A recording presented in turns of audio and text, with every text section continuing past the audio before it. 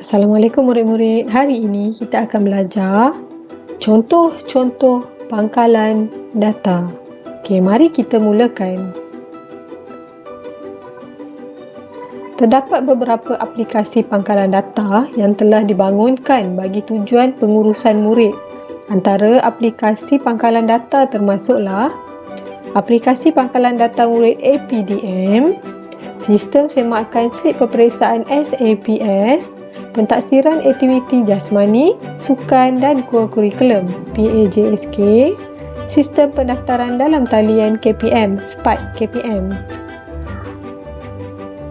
Aplikasi pangkalan data murid. Okey, kita lihat dulu tentang aplikasi pangkalan data murid. Okey, antara fungsi APDM adalah untuk merekod sistem kehadiran murid setiap hari menggunakan sistem dan tidak menggunakan buku. Dapat merekod data murid di dalam sistem untuk memudahkan proses pendaftaran, pengajian dan sebagainya.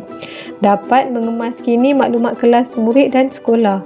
Dapat merekod biodata peribadi murid seperti tarikh lahir, butiran berkaitan adik-beradik, pekerjaan ibu bapa, alamat rumah dan lain-lain lagi. Okey, jika murid-murid lihat, ini adalah APDM. Di dalam APDM ini setiap hari cikgu akan masukkan kehadiran murid, sama ada hadir atau tidak ke sekolah. Selain daripada itu juga, cikgu akan rekod semua maklumat berkaitan murid seperti nama ibu bapa, surat beranak, nombor kad pengenalan dan lain-lain lagi. Jadi jika cikgu memerlukan maklumat tentang murid, cikgu boleh merujuk pada APDM ini. Okey, seterusnya sistem semakan slip peperiksaan SAPS. Okey, antara fungsi SAPS ialah dirangka bagi menjalankan fungsi sebagai pusat pengumpulan, penyimpanan dan menganalisis data peperiksaan dalaman setiap sekolah di seluruh Malaysia. Guru boleh memasukkan data peperiksaan murid dan boleh diakses oleh ibu bapa, menggantikan sistem buku rekod peperiksaan suatu masa dahulu. Kalau dahulu belum ada lagi sistem SAPS. Jadi pada masa itu, setiap peperiksaan dan setiap ujian bulanan akan ditulis dalam sebuah buku dinamakan buku rekod dan akan diserahkan kepada ibu bapa.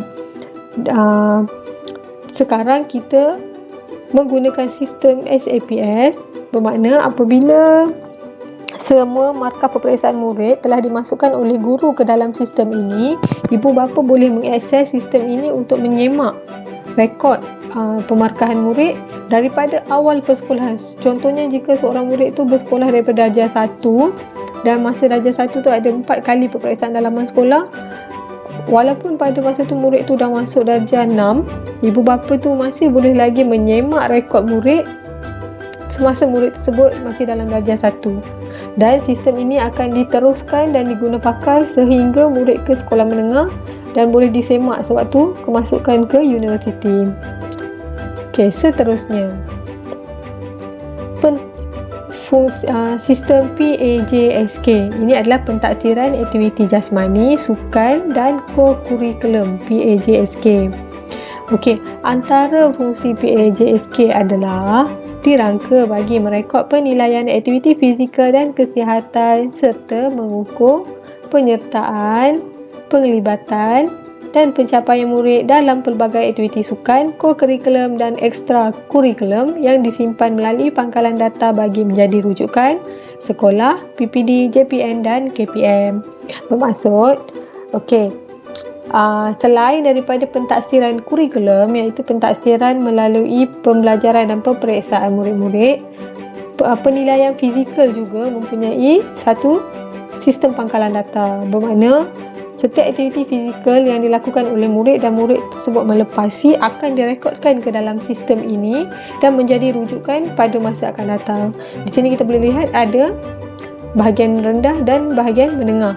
Jadi murid ini bila di bahagian rendah dia masih tidak melepasi satu-satu jenis aktiviti fizikal. Di sekolah menengah, guru sekolah menengah boleh merujuk kepada sistem yang telah disimpan oleh guru sekolah rendah, tanpa perlu merujuk pada guru sekolah rendah ya, sebab sistem ini akan diteruskan dia akan berterusan sehingga ke sekolah menengah dan data-data tersebut akan disimpan. Seterusnya,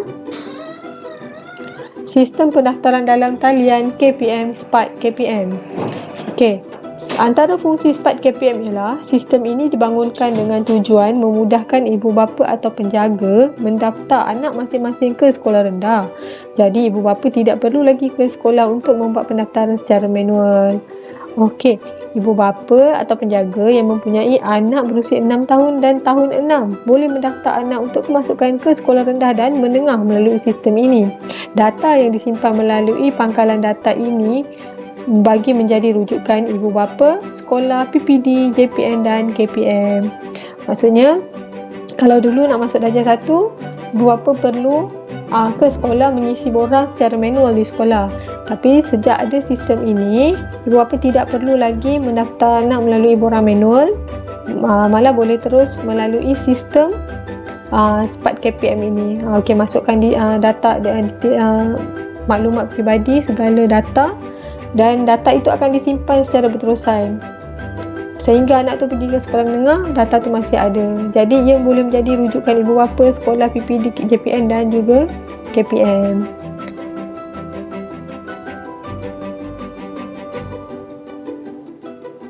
Okey, selain sistem ini terdapat sistem pangkalan data lain seperti sistem pangkalan data Jabatan Pendaftaran Negara, Human Resource Management System and Information System iaitu HERMIS yang digunakan oleh penjawat awam, dan juga e-filing yang digunakan oleh pihak LHDN. Okey. Selamat belajar. Terima kasih.